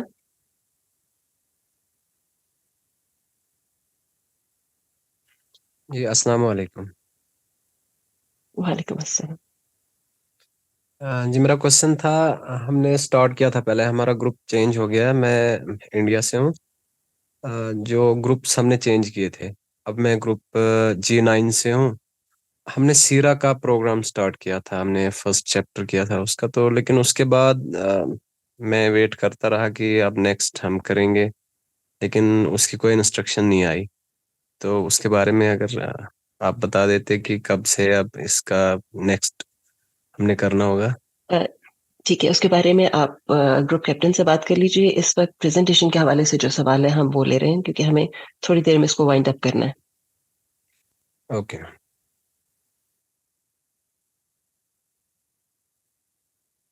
नोमी राजपूत। जी अस्सलाम वालेकुम। वालेकुम अस्सलाम। जी बस मेरा एक सवाल ये था कि पॉलिटिकली ये इन लोग बहुत अच्छा इन्होंने एक प्रेजेंट किया। इसमें एक सवाल मेरा ये बन रहा है कि जो इन्होंने मिसाल दी थी कि किसी शख्स ने इनके इलाके में एक आज़ाद उम्मीदवार के तौर पर अच्छे काम करके वो पार्लियामेंट में वो आ गए और कानून साजी करेंगे, पर हमारा सिस्टम ऐसा नहीं है। एक्चुअली वो आज़ाद हैं कि नहीं है मुझे नहीं पता। पहले तो ये बताएं कि वो क्या पीटीआई के हम हिमायती याफ्ता उम्मीदवार आज़ाद थे, तो वो तो फिर बात ही खत्म हो गई, फिर उनका काम एक तरफ रह गया, फिर तो वो सिर्फ इमरान खान के नाम पे आ गए।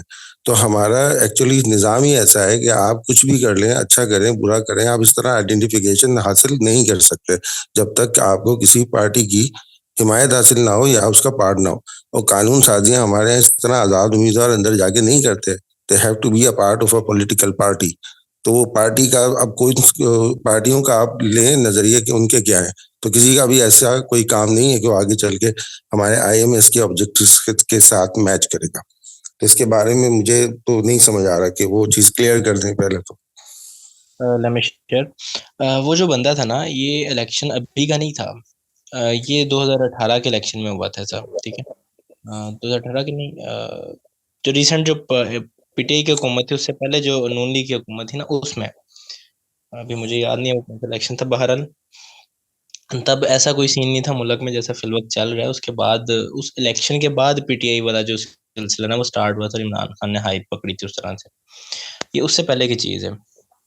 और उस बंदे ने जो है वो अभी वो नून लीग के साथ मिला हुआ है, और उस वक्त हुकूमत नून लीग की बनी थी, तो नून लीग के साथ वो हो गया था, एफिलिएशन क्रिएट कर ली थी ना उसने, और अभी वो नून लीग के थ्रू इलेक्शन लड़ता है। उसका उसका उसका उसका जो नजरिया है वो तो नून लीग का नजरिया हो गया ना। अब हमारा नजरिया कहाँ गया?